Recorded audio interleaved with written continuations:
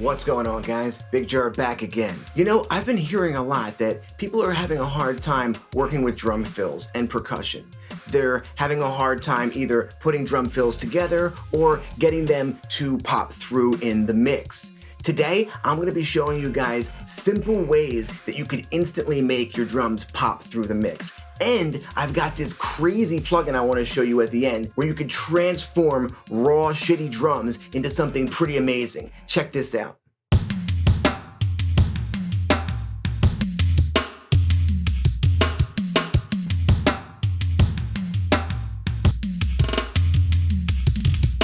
Pretty dope, right? On top of all that, I'm gonna be giving away 5 free fills from my upcoming sample pack for free. All right, guys, let's get into it.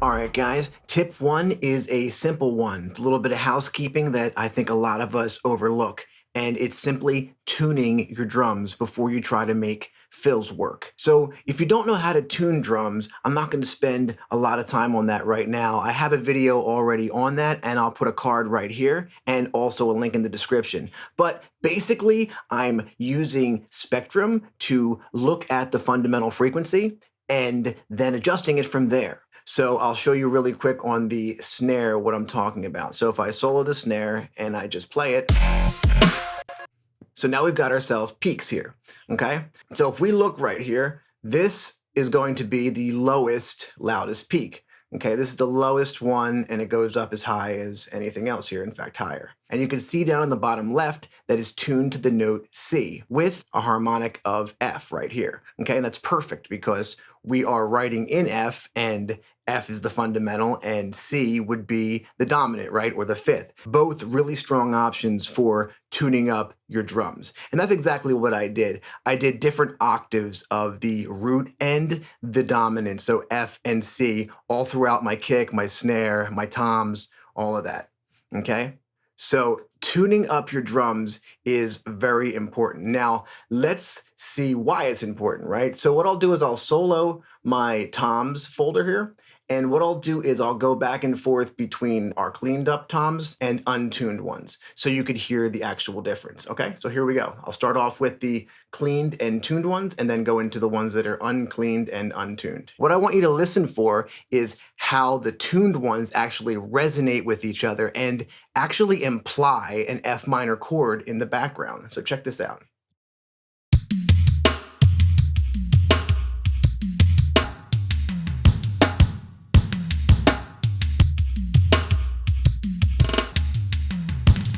So that was a pretty obvious and noticeable difference. And really the only difference between those two racks that I showed you is one is EQ'd and in tune, and the other one is not EQ'd and not tuned. So nothing glamorous here, no crazy plugins yet, just basic housekeeping. And it's so important to start off right. Otherwise, you're polishing a turd.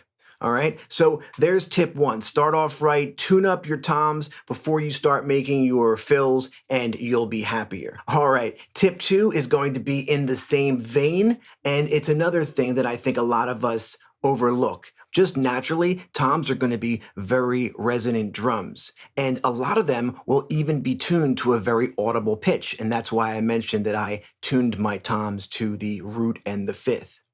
Okay, so if we don't control these tails, then we're going to have a lot of overlap, giving us congestion and mud, and also taking away from the transient and articulation of our drums. So right here, I've got 2 versions of the same exact thing. The only difference is I have the tails controlled on this one and the tails left alone on this one. Before I show you how I take care of this issue, let's listen to the issue itself, okay? So I'll do the same thing. I'll play the clean toms and then go into the no control and the tail toms, and you'll hear the difference, hopefully. Okay, let's solo the group, and here we go.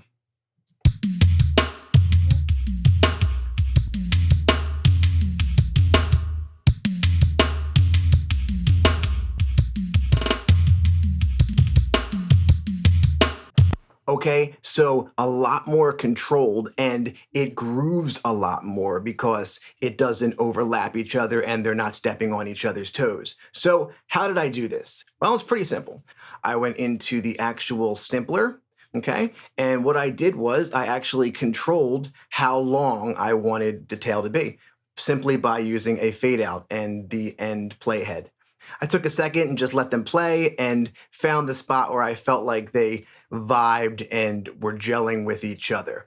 If we don't take care of this, then it's going to be much, much harder, if not impossible, to get our drum fills to punch through and ultimately groove with each other. Remember, these are several different instruments that a drummer plays with a stick and has to control them all to make it sound like it's one groove. And now that's our job too. Okay, cool. So if you don't want to do this, or if you think this is too much work or whatever, another really cool option is using a choke group.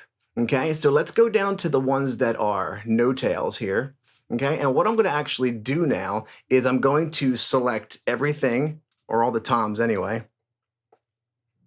Okay, and I'm going to go ahead and put them in a choke group. You could put them in any choke group you want as long as they're all in the same choke group. And what's going to happen since they're in a choke group, none of these sounds can play at the same time. So the last one that plays takes the stage and mutes the other ones. And if for whatever reason you're not seeing your choke groups, that's because you probably have to turn on your IO right here. So if you turn it on, then your choke groups will appear, okay? So let's just listen to this really fast and notice that I didn't do anything at all as far as fade outs or anything, but you'll be able to notice that they do cut each other off and instantly groove better. So check this out now.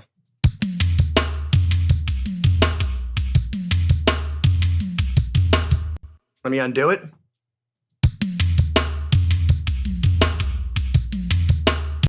Now redo it.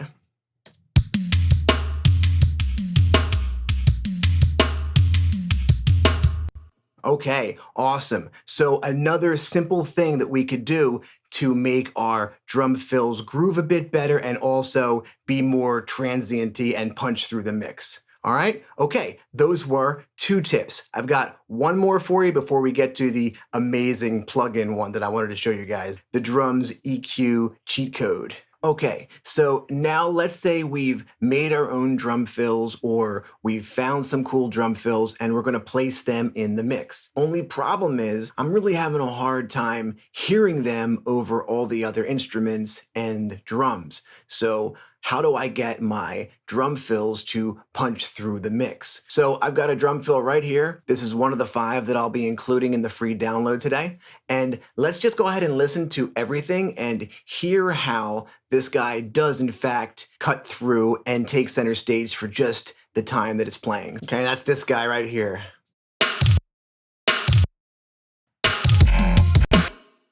Make it one more louder too.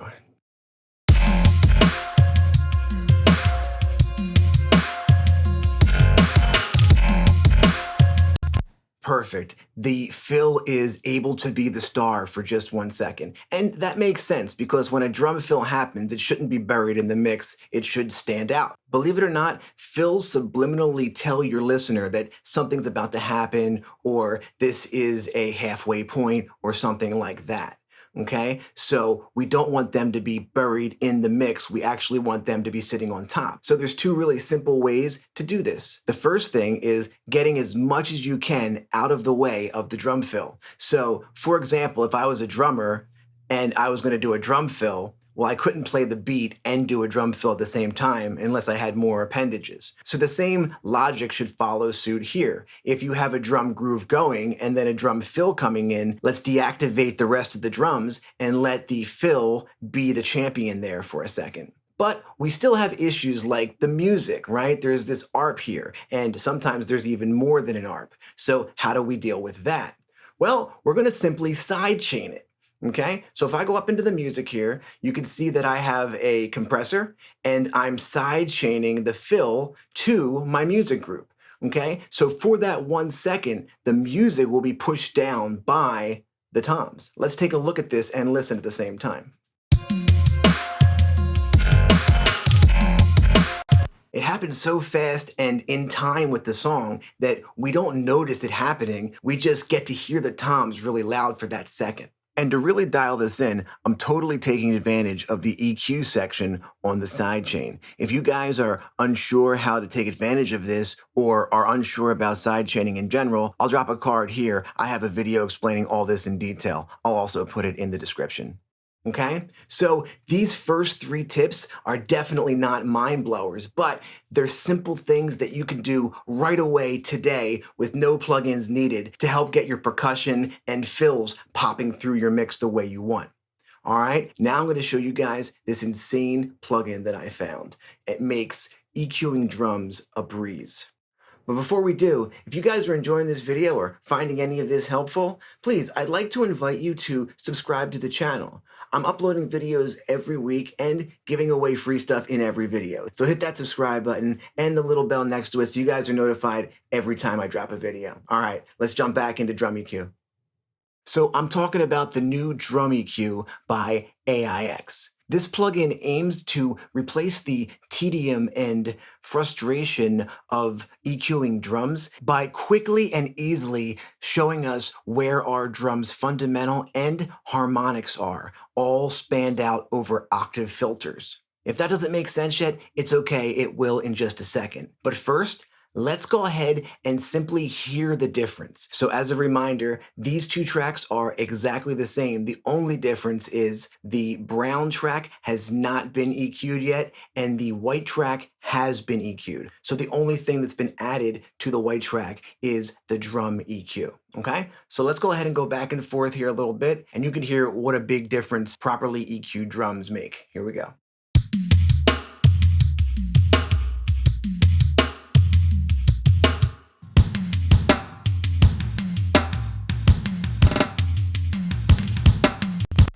I mean, that's a huge difference. One sounds like trash and the other one sounds really good and usable. Okay, so let's dive into this plugin and let me show you why it's so amazing. All right, we have this on the kick right now, so let's listen to a before and after and see what it's doing to the kick, and then we'll talk about the GUI.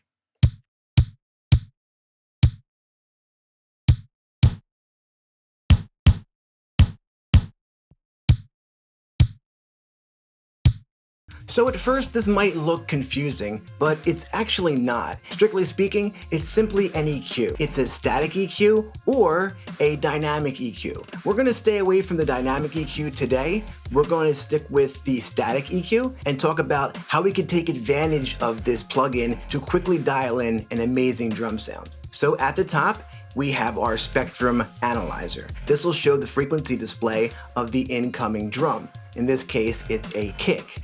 We have our input meter to the left here and our output meter to the right. We also have a high pass and a low pass available for us. But where it really starts to get interesting is over here in this left-hand side. So the tune frequency is super amazing. The first step of using this plugin is lining up this knob with our fundamental frequency. By adjusting this knob, we not only line up with our fundamental frequency, but all of the octave intervals are laid out for us. Just by clicking on these, we can go ahead and jump to that band. And every band has both an octave filter and a resonant note filter for us to mess with. We can set our alternative resonance right here. And this will allow us to add a lot more character to our drums than we initially thought was there, from smooth and subtle to more angry and aggressive. But I think the best way for us to understand this is for me to initialize the preset and go through this one time with you guys. I don't want to make this a full-blown tutorial on this plugin. I more want to help you guys get your feet wet, so if you wanted to explore this further, you could and not be worried about it. So I'm going to go down here and simply copy and paste this. So we have another one, and I'll go ahead and turn this one off. Okay, and we'll just start working in this new one here. And I'll go ahead and initialize the preset. Okay, great. This is how it comes in default. Okay, so let's go ahead and do this guy together. So the first thing we have to do is set our tune frequency, right? Or line it up with our fundamental. I know that my kick's fundamental is at 88 Hertz, but let's go ahead and double check. So I'll go ahead and keep the kick soloed, and let's just go ahead and take a listen and look.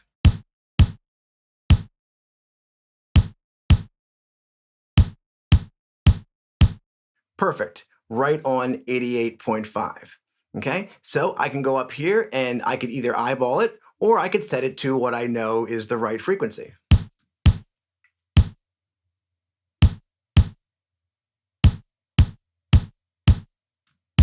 And there it is, lining up with right the middle of our peak. Okay, and that's our fundamental frequency. Now, the really cool thing is all of our octave filters have been automatically set up based on our fundamental. Since a drum doesn't change its tuning and that drum plays the exact same tone every time it's hit, we can go ahead and take advantage of this style EQing. We know that we can go ahead and mess with different octaves to get a higher perceived loudness. We can also mess with those alternative resonance filters to drastically change the character of our sound. So in a nutshell, that is the name of the game here. It shows you exactly where to look, and then you could choose to boost or cut. So let me remind you what my drum EQ looked like just a second ago for the kick. I did spend some time on this one, and I think it turned out pretty good. So let's listen to it and A-B it again really fast, and then we'll jump into the snare really fast so I can show you the alternate resonance knob and how we could easily take advantage of that.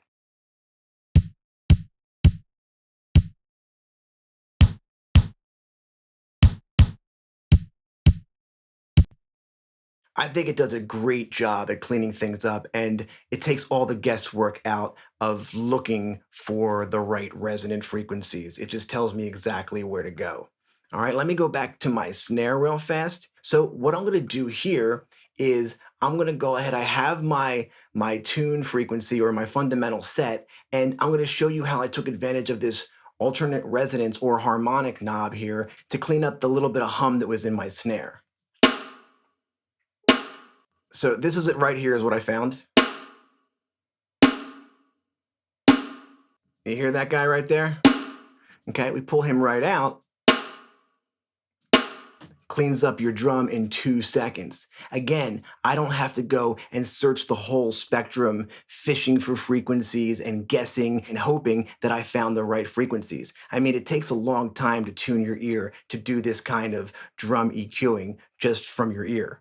So a tool like this is amazing, and I used it on all my toms, my kick, and my snare, and you guys heard the result. I was very, very happy with it. Just to let you guys know, this hasn't been a sponsored plugin review. This is just something that I came across and was really excited about and wanted to share with you guys. You know, I shoot these videos over a course of a few days, and I've been using this drum EQ for the last few days on a lot of different tracks, and I just want to reiterate how amazing it is and how quickly I'm able to dial in a fantastic drum sound with it. It's like no thinking involved. I hope you guys enjoyed these tips. Don't forget to pick up your 5 free drum fills. I'll have a link down in the description. And if you haven't already seen it, I encourage you guys to go and check out my drum processing video where I give you simple ways to make your drums instantly pop through the mix. And I got a super awesome secret tip in there too. Spoiler alert, it's the last one and it's amazing. Other than that, I'll catch you guys real soon. All right, see ya.